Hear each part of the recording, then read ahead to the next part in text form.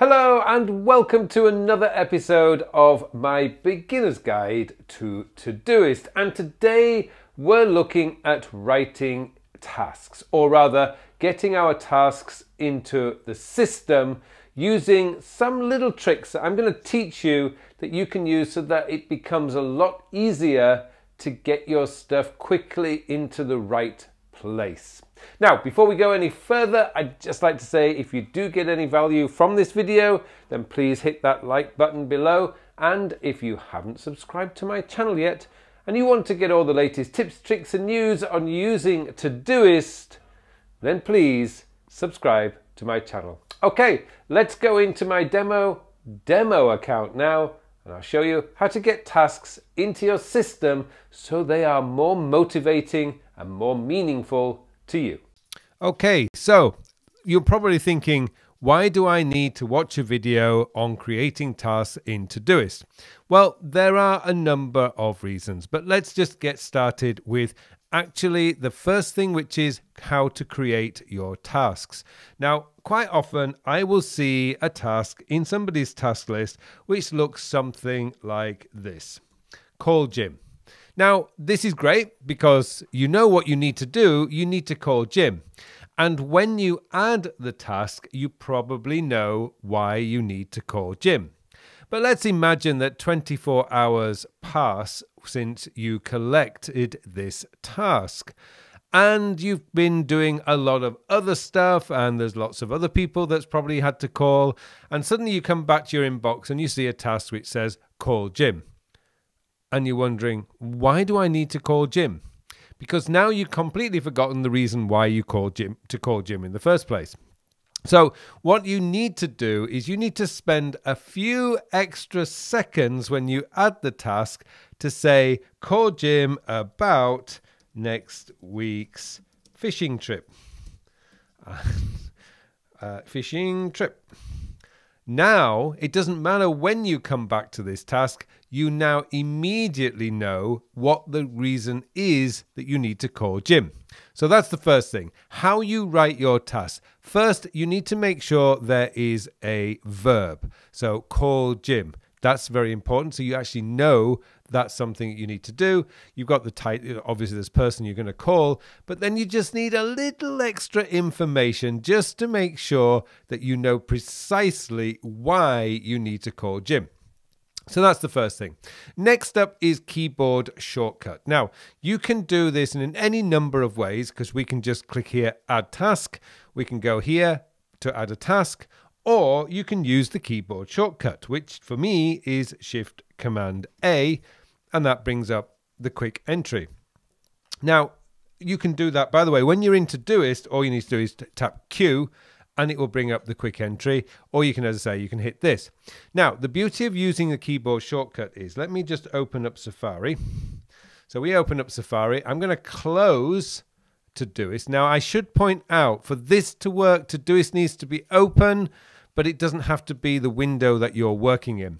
So wherever I am now, so again, I could actually just close out Safari. I can go Shift Command A, and it will bring up my quick entry. So all I need to do here is say investigate a new iPad, for example. Hit return, and that's gone. Now, when I open up Todoist again, you can see that task has come in there. So that's why you need to set up the keyboard shortcut. How do you set up the keyboard shortcut? That's actually quite simple. You go into your settings. So you just go up to your profile here, open up settings. And when you go down to, I believe it's in advanced, if you go down to the bottom here, you've got keyboard shortcuts. Now, this one I don't use. I don't show hide Todoist, but that will just open or close Todoist. I don't actually use that one. I use this one, quick add task. Now, this doesn't matter what application you are in, as long as Todoist is open on your computer, it's not shut down, then you can actually add the task. And you can record your own, by the way. You can just hit return.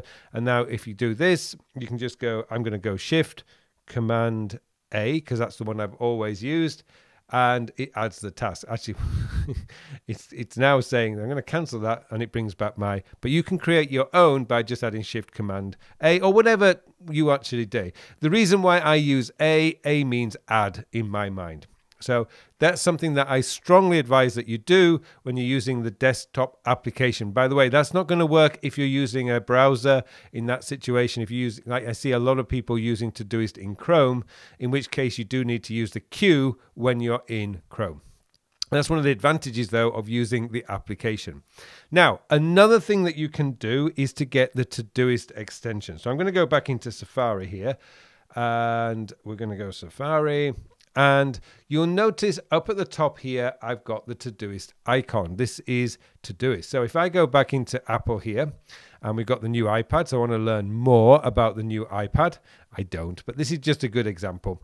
So we're into the new iPad here. I'm thinking, right, I'm going to look at this. I want to look at this later. I can just tap this, and it's going to put in the syntax here for me, and then I can add the task. By the way, I can actually change this in the task itself. So I can say, I can change this to review this website. Now, I don't need to make this particularly clear, and I'll show you why.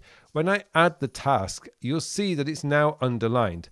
So just to show you that I'm not cheating, we're going to close that down. And I'm going to say, right, oh, yes, review this website. Click on that. And it's going to take me straight to the website that I've collected. Incidentally, you can do this yourself as well. You can use the same syntax. So it's a square bracket, review my website. I'm just going to do mine here. So again, if you notice, I'm using a verb, and there's a little bit of information, my website. So I'm closing the bracket, opening what you can call a curly bracket or parentheses, and I can do www.carlpullein.com and close the bracket. Now, one thing I should point out, don't put a space between these two, and then hit return. And now what you'll see is I can just click on that, and it'll take me to my website. No, it won't. It takes me into I don't. That's probably because I didn't write my website correctly. But if I wrote my website, I tell you, there's a cheat here anyway. I can go to my website online and do it that way. But that was just to show you the syntax that you use anyway. So here's the way that you can do it. So maybe it's https://www.carlpullein.com. Maybe that's what I needed to do.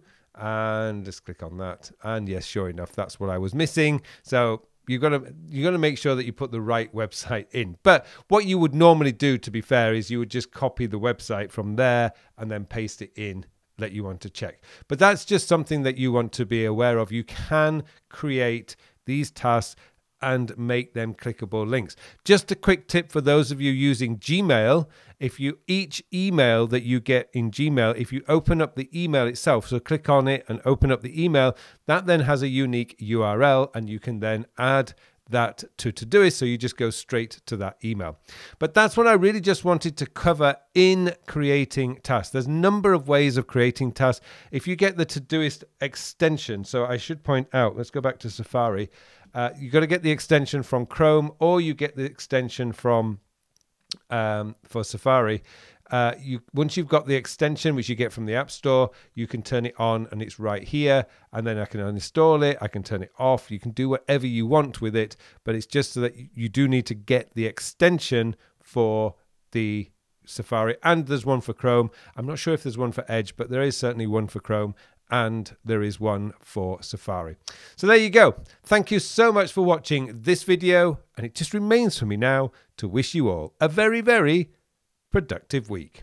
Hello, thank you very much for watching my videos. Now I have something exciting to tell you about. Recently I have developed a brand new time management system.